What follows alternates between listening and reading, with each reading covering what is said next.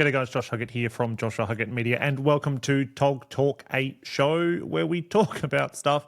And today the stuff that we're talking about is actually Instagram and Reels and social media and how to turn like going to a wedding day into content that you can then use to market yourself. That's essentially all I do. I get a lot of content from weddings, and I seem to, without fluffing myself up too much, I'm getting kind of good at it. So I thought we could make an episode talking about that because so many people ask me questions about it all of the time. But yeah, welcome to a home episode. It's just me here, baby. It's just me by myself today. Trying to span it out. So like do an interview one week and then a home episode the next week and then an interview, then a home episode. That way it doesn't become too repetitive and it doesn't become the same thing over and over again. Keep you all a little bit interested. I do always say that the home episodes are going to be quiet, like not quieter. What's the fucking word? Shorter, but they never really seem to be. But today I think it's going to be a shorter episode.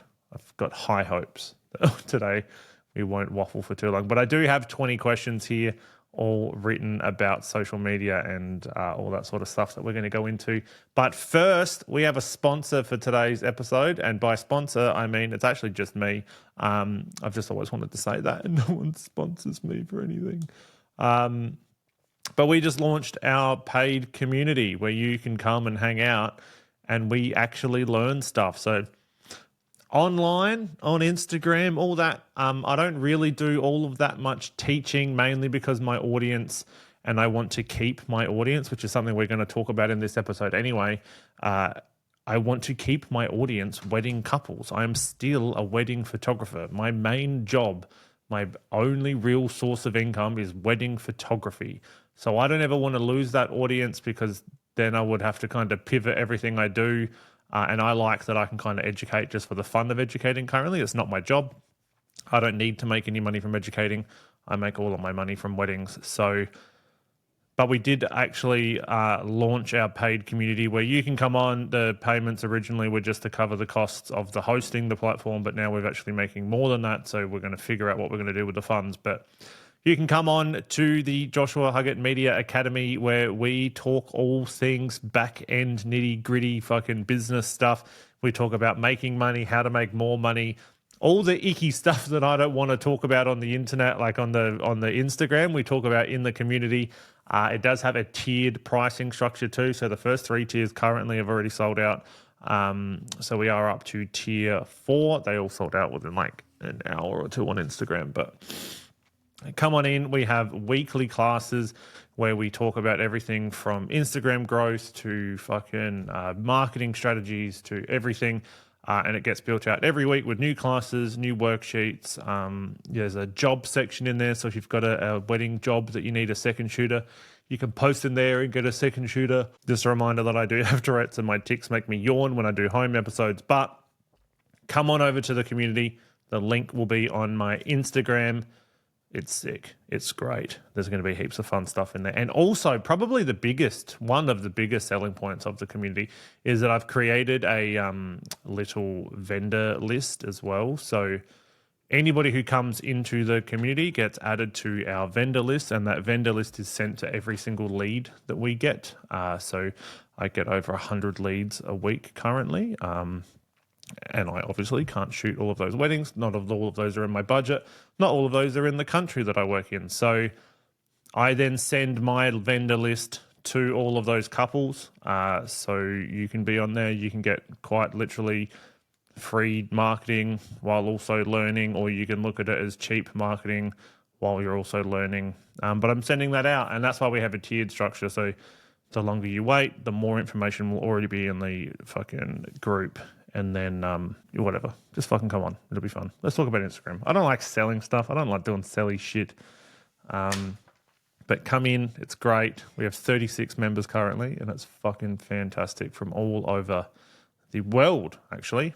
But yeah, let's talk about Instagram. I don't want to sell stuff. That makes me feel sick. So we're going to talk about content creation process, the strategy and repurposing and creative direction, and some ideas as well. First question straight off the block is, jeez, I'm not doing well today, am I? I'm not doing very well. This is the second podcast I've recorded today. I recorded one for the paid community, so this is the second one that I'm recording. But how do you actually plan your content from a wedding day? Do you go all in with a shot list, or do you just wing it? And this is where I started. Originally, I was just kind of winging it. I was hoping that I would stumble across something that would work, or, you go in and you're like, I need something really interesting to happen today so you can get a piece of content. But these days, I don't actually have to do that much. I kind of already know what I want to film before I enter. I already know what's performing well on Instagram. And the more that you're posting as well, the more you're actually going to realize how you can kind of do this and what moments, perform better on Instagram. I always used to think my interactions with the bridal party would do really, really well, but they didn't perform as well. Sometimes it's as simple as like showing off like a cake topper, or I had another one do really well. And all I was doing was showing the babysitting area. They had a babysitting spot and I showed that. And it was like, this is the coolest thing I've seen at a wedding in ages. And it was just like some teepees and stuff for the kids set up. So I try to go in looking for something cool that isn't about me. I do like sharing other wedding stuff on my account because it does mean that my following is more general. Like I don't have just photographers on my Instagram account. I've got couples. I've got people that are already married that still like watching wedding content. I've got people that follow me because they think it's funny. I've got photographers that follow me to learn to be like me, and I've got wedding planners and stuff following me because I'm a wedding vendor. So I try to find content that is perfect for everybody, really. So if I can use my platform to push a florist because they did a sick job, then I'm gonna do that, and I'll find a way to make those florals look cool. So I don't really try to plan too much. The other side of it is the behind the scenes, where that is a little bit more planned, because again, I already know sort of what I'm going to say, because you say a very similar thing. You say a very similar thing at every wedding, so I kind of already know like what moments will do well, so I focus more on those, but I do not have a shot list going in. Do you film everything yourself, or is someone helping you while you're shooting? I do a mix, and that's something else I do on my Instagram that I think sets me apart from other people, is that it's not just the same content all of the time. A majority of my content is 360 content, because that's just kind of what I'm more known for, but also an easy way to capture everything. But I do also like sometimes have people come and film me for behind the scenes for YouTube. I do sometimes get content from other people if they filmed me and they're able to send me the content. I do try to keep it like a mixed bag. I want there to be variation on the account so that I don't get stuck in just having to do the same thing all of the time. That would drive me up the wall if all I could do was 360 content all the time. So sometimes I'll post things on my phone. Sometimes I'll just post a weird video, even if I know it's not going to do well. So a lot of the not a lot of the content, but lots of the content that you post shouldn't be for going viral. Sometimes it should just be to mix it up a little bit. And, typically the reels that do the best on Instagram won't directly lead to the most bookings, because they're more viral, they're more accessible to everybody, entertainment based. But sometimes a smaller video of you showing a bride how to fluff her dress or something along those lines may not perform as well as the other videos, but maybe it'll lead to more bookings because they saw that video and they were able to share that video with a friend that's getting married, or something along those lines. So, I try to keep a variation of things. So that's sometimes it's Ray-Ban glasses, sometimes it's the 360 content, sometimes it's just something on my phone, sometimes it's a clip sent by somebody else. Try to keep the variety up so it doesn't get boring and people don't know what to expect of you at all times. How do you balance focusing on the couple versus filming content for yourself? And this is why I like my 360 so much. because it just films everything all of the time. So I don't always have it on. Like I don't put it on for really intimate moments because I feel like, one, I'm never going to post those, so there's no point filming it. But I don't want to interrupt more intimate moments like brides putting on the dress or whatever. But if it was left up to me to try to remember to film behind the scenes, I would never. I'm so bad at it. I'm so bad. And that's why the 360 camera really separates like having to work and being able to get content. Sometimes I'm like, yes, I got some absolutely fire content today. And I look down and like the camera's flat or something because it's been recording for too long and I don't have to think about it. I'm just in the moment. And then if I capture something good, then I've captured something good. Whereas if I'm having to sit there and think about trying to record content, like the other day I was shooting a wedding and I really wanted to make a video all about the flowers because the flowers were sick. And I had in my head that I needed to record this video and I needed to make this video about the flowers because they were great.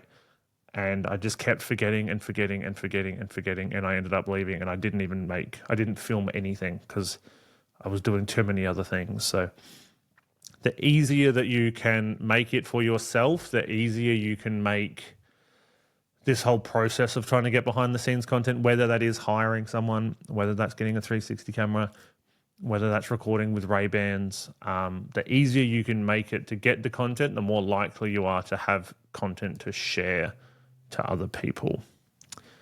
Are you ever worried that filming behind the scenes makes you look unprofessional to clients? I think in this day and era, in the scape that we live in, people are very aware of the fact that we need behind the scenes, and they're very aware of the fact that we do need to record these things for our jobs. So, especially at weddings, like weddings is different because they never really know who's there for who. Like if you turned up with two videographers, no one's going to be like, oh, geez, have they got a behind the scenes videographer? That's so weird. Whereas if you are just kind of filming something on your phone and whatever, I don't think people will ever find it too weird, especially behind the scenes. Like videos of you working are going to be great for everybody. I do find it weird when people are like doing dances and stuff at weddings and like little TikTok-y things and whatever they do. That's a bit much. But just behind the scenes of like a video of you working or a video of you, you see people strapping their phones to their cameras and no one really bats an eyelid at that either, do they? So I don't think anybody would consider you unprofessional, especially because you can just tell people that you need it for marketing and you need behind the scenes for marketing. Do you use your phone or camera for BTS and why? I mentioned it before, but I use my 360 camera for most of my behind the scenes content. Sometimes I'm using Ray-Ban Meta glasses. Sometimes I'm using my phone. Sometimes I use my camera if something fun happens on my camera and I can film it. There's no end to the possibilities. What's that from? Cable Guy. If you know that reference, you're a good sort. But I'll use anything for behind the scenes. The best camera, what's the saying? The best camera that you have is the best camera you own. The best camera for the job is the one that you have. Something like that. The best thing for behind the scenes is the one that you're actually going to use. I've got so many behind the scenes contraptions and I don't use them all the time because sometimes they're hard. Sometimes it's arduous to actually get them out. I got the DJI gimbal thing, that fucking thing. And I don't use that. I bought that just for vlogging, just for making videos for travel weddings. Like when I travel interstate, bought this camera just for that. And I never use it because it's too hard. It's too hard to use. The best camera is the one that you're actually going to use. That could be your phone. That could be a 360 camera. That could be hiring someone to come and do it for you. That's something I'm looking at doing more this year as I want to push out more long form content. It's just paying someone to come and film me behind the scenes in long form content so that I can then post it online and have a different avenue behind the scenes that maybe somebody will find me. You got to think of it in, lots of people talk about how, it costs money to buy a 360 camera. It costs money to do this. It costs money to do that. But the cost of doing business as a photographer is actually quite little. in the scheme of how much money you can make. If you spend $1,000, let's say, spend $1,000 on a 360 camera, the new DJI one that just came out, I just bought that. That was $1,000. If I can book one wedding from the behind the scenes from that camera, it's already paid for itself. You know, like if you buy one camera for $1,000, you make a couple of reels out of it, and you post those reels, and those reels lead to a booking, that camera is paid for itself already. And you can just keep on going with your life. Yeah, the upfront cost is a little bit high, but in comparison to like a lot of other businesses and stuff out there, we have it very fucking easy here. We have it very easy as wedding photographers. We're not having to spend like $20,000 on a fucking oven to start a bakery. We buy some cameras and we go from there.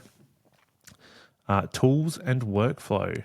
What apps do you use to edit your reels and your TikToks? Heaps. We do go into strategy and repurposing next, but so I use the 360 to film it. I then take it from 360 camera and I put it in the Insta360 editing app. From the Insta360 editing app, I then put it into CapCut. From CapCut, I then take it and I put it into later.com, and then from later.com I post it onto Instagram, which leads directly into the next question. Do you schedule your posts or just post when you feel like it? And I absolutely schedule everything. Absolutely everything.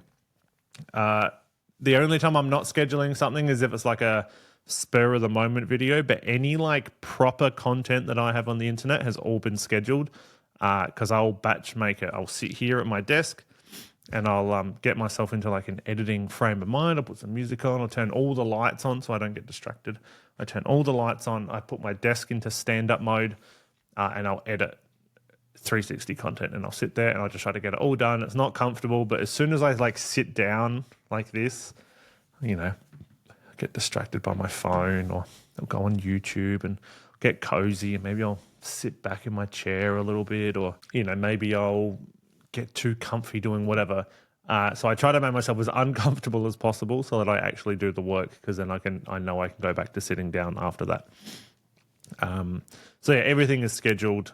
That way I know I've got a post coming out every single day, and I don't just get distracted and not post for 4 days. Because sometimes life like gets in the way. Sometimes you've got 1,000 things happening at one time and you don't have the time to sit there and make a reel every single day. Originally, when I first started posting content every day, I was posting 2 videos a day every single day, and I would post them myself. I would sit there and I would post them in the Instagram app every single day. And it was like a full-time job on top of the full-time job that I was doing editing, on top of the full-time job that I have being this. So the best way to make it in this little social media landscape, or this little social media life, is finding ways to make your job easier, finding ways to make things easier for you so that you can focus on the other things that you enjoy, which leads happily into, I don't know, it's coming up. But yeah, what's your current folder system or workflow for storing content ideas from weddings? Mine's probably not the best. I have notes on my phone. So I actually recently just bought an iPad mini, because I used to have notebooks. Like I had heaps of, I've got some over there, but I had heaps of notebooks, and I used to write everything down in notebooks, but then I was entirely reliant on having my notebook on me when I needed to read the note. And I'm a guy that doesn't really like carrying much stuff. You know, I don't really like having much in my pockets. I don't like having keys. I don't like having a bag. I don't want to carry things all the time.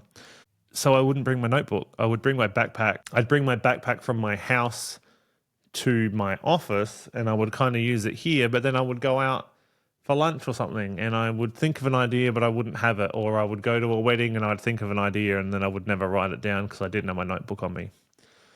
So then I went out and actually bought an iPad mini for like airplane travel and note taking and that sort of stuff. And now I bring that iPad with me everywhere. It's sitting in my little bag over there. And I use that and I write my notes in that whenever I come up with something, like just the community that we've been building. All of that has started from notes that I've scribbled on my iPad. but then my notes on my iPad are connected directly to my phone in the Notes app, but then they're also connected to my laptop. And that's just where this Apple ecosystem's so intuitive and handy, and that like I can write a note on my iPad and then open it on my phone, or like questions here, I can answer these questions that I write down, or yeah. So I do that. Or if I see, I have again, notes on my phone. I have a thread of other reels that I've seen that I really like. And I'll just copy the URL and post it into the Notes app. And it's like reels to make or whatever.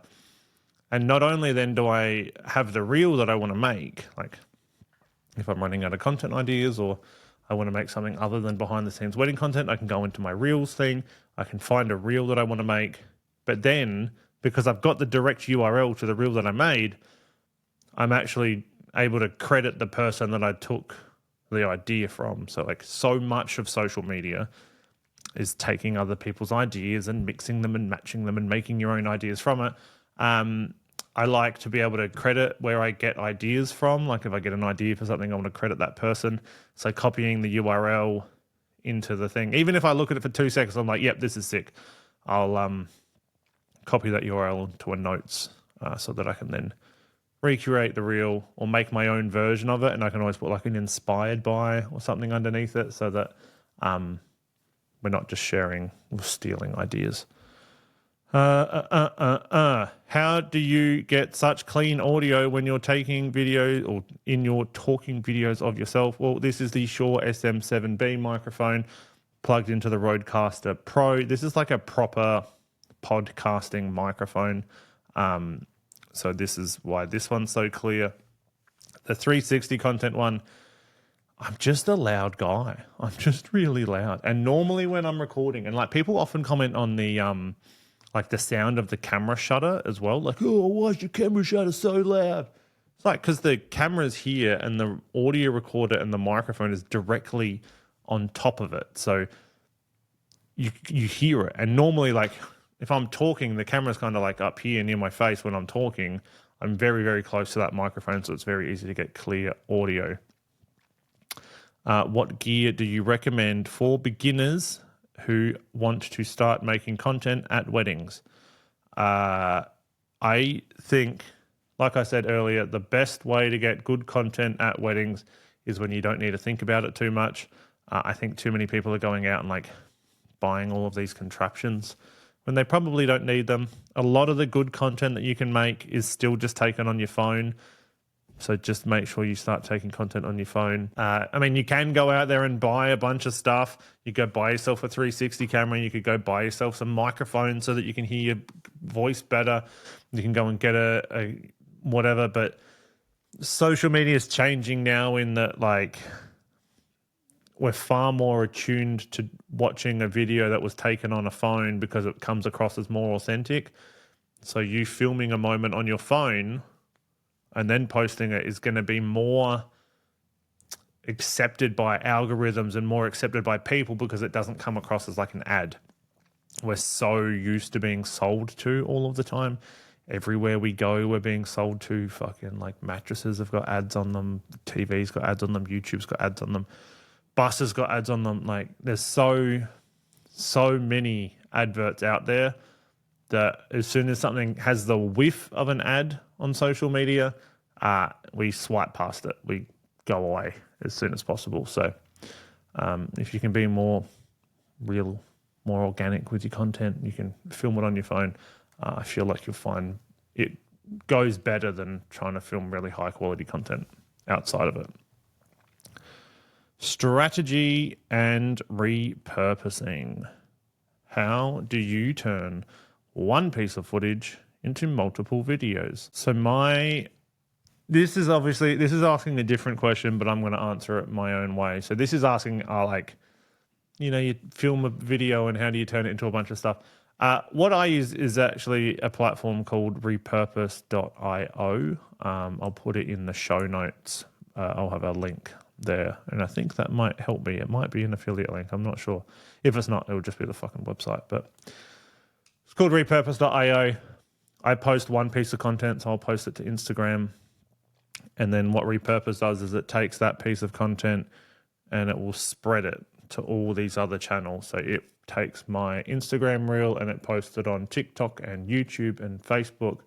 And that way you're getting more content out of the one piece, and you're not having to sit there and trying to remember to post like, oh shit, I just posted that reel. Now I've got to remember I got to go post it on TikTok, and now I need to post it on Facebook as well. And did I put it on YouTube Shorts? Do I even have a YouTube Shorts channel? Like all of these things, it's again, you got to pay for it. But if you can book one wedding, because I post everything on Instagram. But I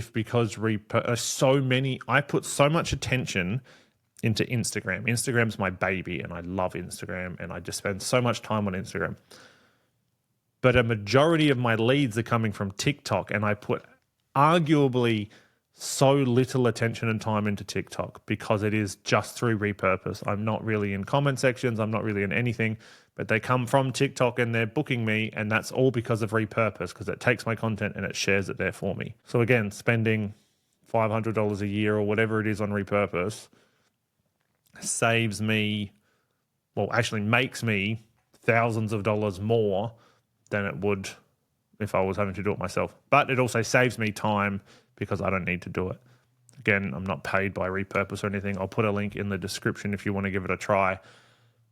Maybe an affiliate link. If it is, I'll let you know. If it's not, you won't say it there. But yeah, that's how we turn one piece of content into multiple videos, is we literally just spread it out.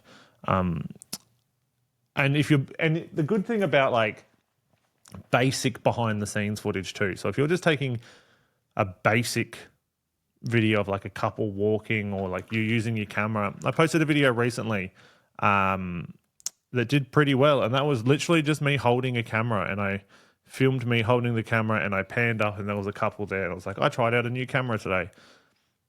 And that was it. And but you could repurpose that content and use it another day, and you could use it for something else. Or like you could even make a video of every time you picked up your camera, you panned up like this.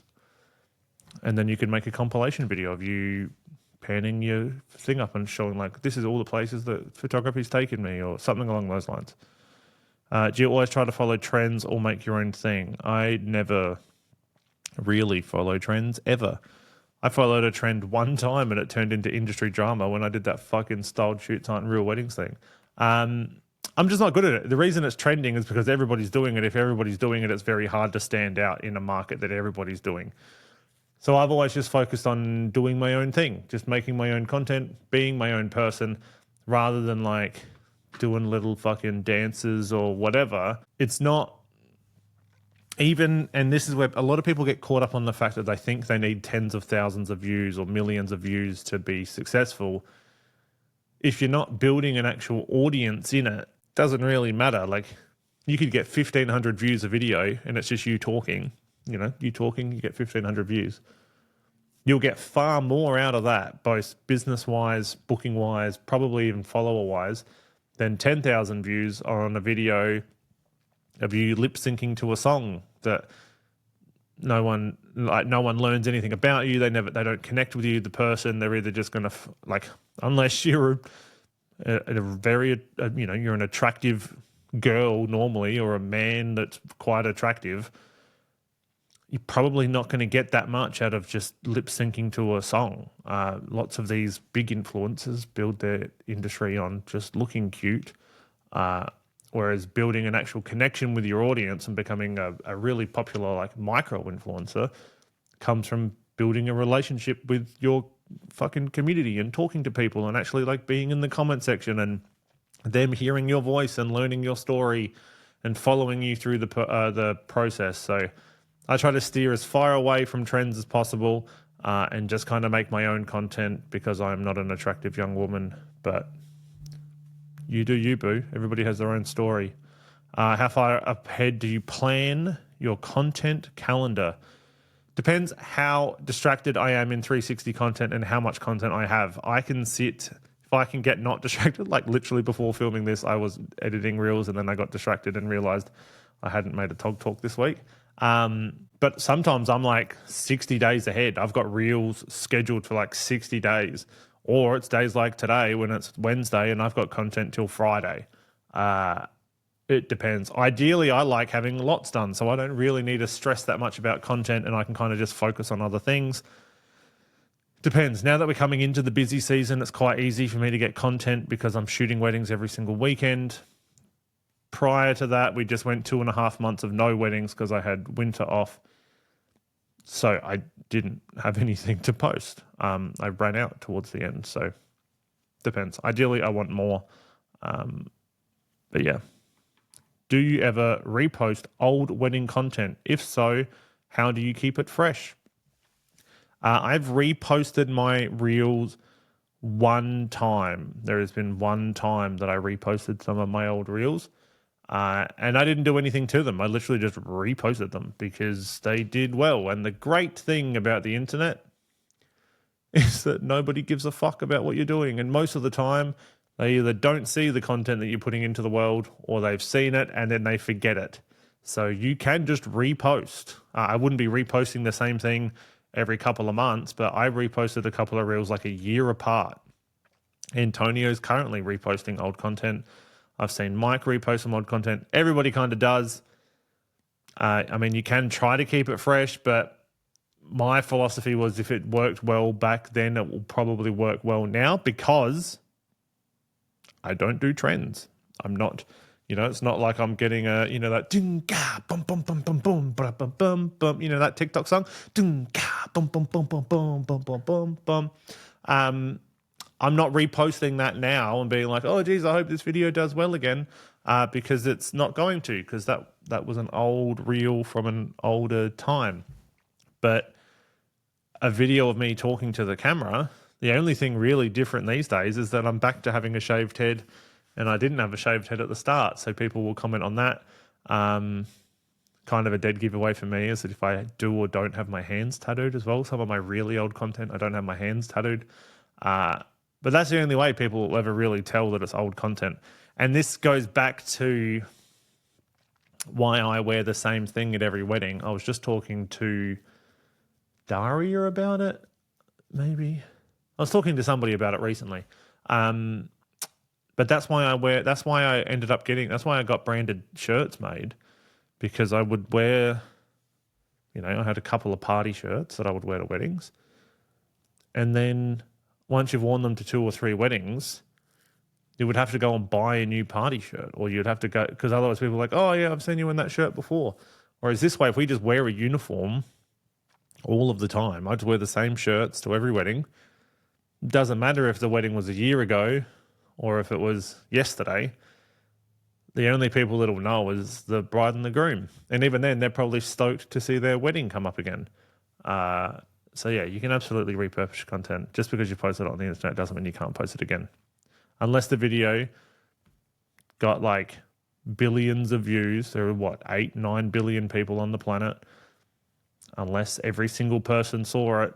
Even then, even if every single person in the world saw your video, guarantee most of them will forget that they've seen it. So repost your content. What types of videos perform best for you? Funny, emotional, or educational? Mixed bag for me. Sometimes my funny videos will do really well. Like you'll get a video. I've actually had a viral video for every single one of those topics. Funny videos do well, and they will bring the most followers if you can show your personality. Emotional videos will do very well, but they don't bring in as many followers. So my Flower Nana video from 2 years ago, the Flower Nana video got like 36, 39 million views across the world. It was on the Drew Barrymore show. It was on news articles. We went on radio. We went on TV. All that sort of stuff. Gained me like 7,000 followers, I think. 7,000 followers total. And didn't really book me that many weddings. But it was viral. It was proper viral. Went all around the world, everywhere. But didn't really give that much back to me because it didn't show anything about me, the person. It didn't show any of my personality. Didn't show any of my teaching skills. It didn't show any of my anything, really. It just showed this really emotional thing with the nanas being great. Whereas the video, what was the other one? There was a video of me standing on the fountain. When I was standing on a fountain, I was doing a one of the group photo bits. They got like 16 million views on TikTok, and that gained me like 10,000 followers. Even though it had less than half the views of the other video, it gained me more followers because it was actually me showing my knowledge and showing my ability to crowd control and showing my ability to do these other things. Yeah, and you're going to find out what's best for you. So like what works for me, like funny videos of me at wedding days works really well for me because we do funny, fun stuff at wedding days. But if you're not that person, there's no point in you trying to go and be that person because then you're just not being your authentic self. Look at Tash from Dawn Photography. She just posts behind the scenes videos of her shushing babies and doing that thing. It doesn't work well on an audio platform, but if you're watching the video, I'm shushing a baby. But like I couldn't do that. That wouldn't do well at all if I was shushing a baby because I'm just not that person. So you got to find what works best for you and then find a way to kind of like create content around that. But also create content that you find is fun as well. If it's not a fun video, if you're not having fun doing it, stop. Like, you could be fucking dead tomorrow. Don't make content that is shit just because you need to. Where do you get your content ideas from? Do you write them down or just go with your gut? I mean, mixed bag. Sometimes I see them on the internet. Sometimes I don't. Sometimes it's just behind the scenes at wedding days. What's a wedding you shot that gave you a ton of unexpected content ideas? Oh, sometimes and this is where it's hard because like sometimes you're shooting a wedding and on the day you're there and you're fucking vibing. You are just having the best day possible. You and the bridal party, you get along so well. Sometimes you're just like cracking the best jokes. Sometimes, everything is just working and you're just having a fucking ripper day.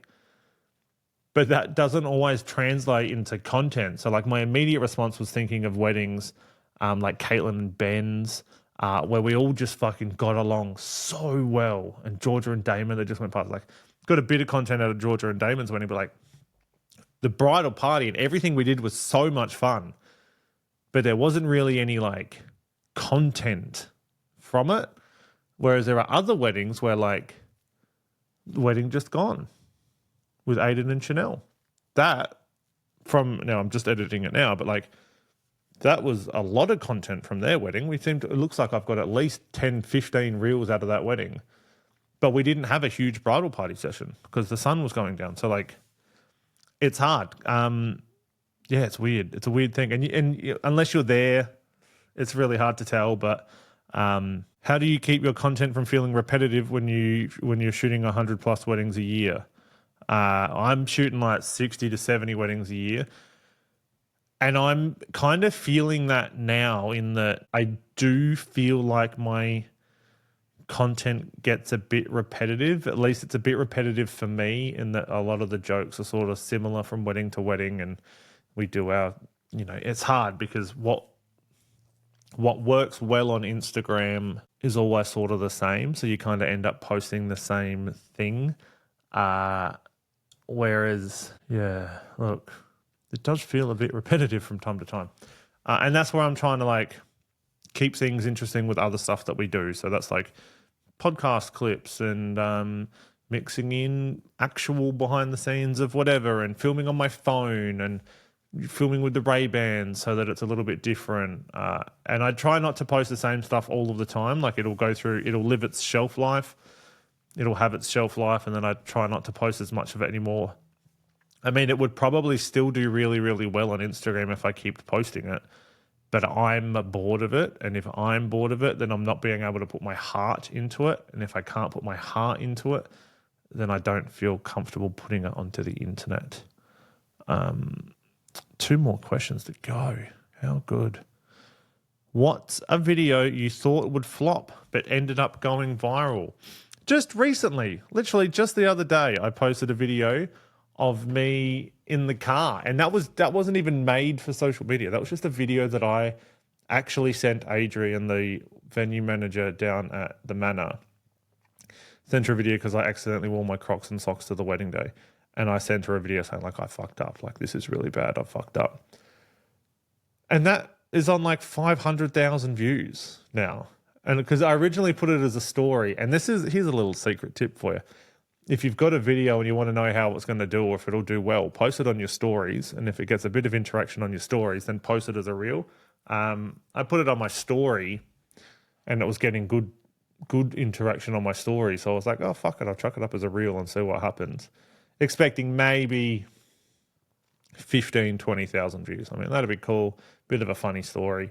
But yeah, it's on like 500,000 views now, which is fucking wild. I mean, it's cool. It hasn't got me any, like, I think I gained 100 followers from 500,000 views, but I mean, it's 100 followers I didn't have before. If you came here from that video, welcome.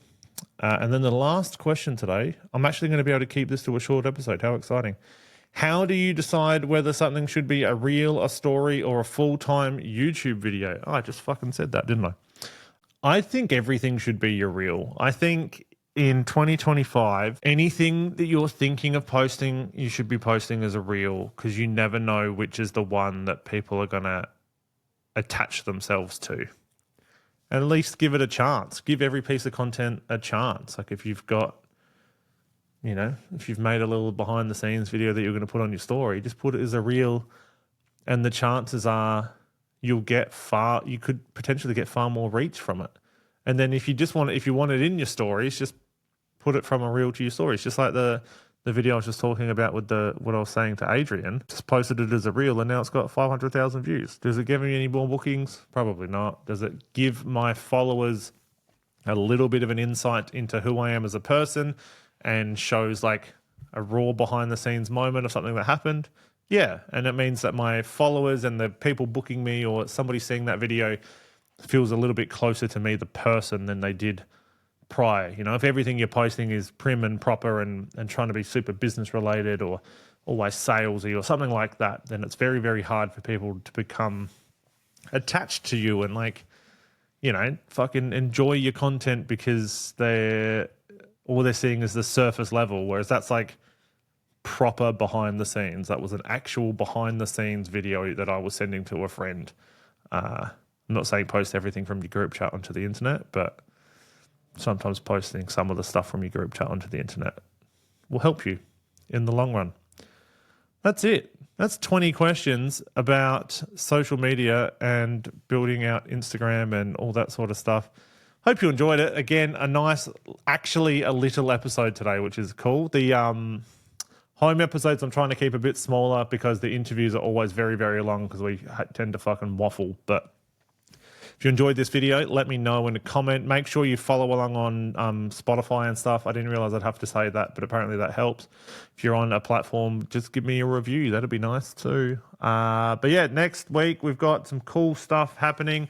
Next week's Daria from Rosemary Studios coming on. She's fantastic. That was a great chat. It's already happened, but that was actually a great chat. And we talk all about how she like moved from Tasmania to Melbourne and started her business again and kept getting little odd jobs to stay afloat and then eventually went all in on her own business. And it's so good. It's such a good little chat. So if you haven't already joined the community is great. And until I see you in the next one, until I see your little fucking smiling faces on Instagram, let it be known that I love you very, very much. Have a fantastic day. And I'll see you in the next one. Boost.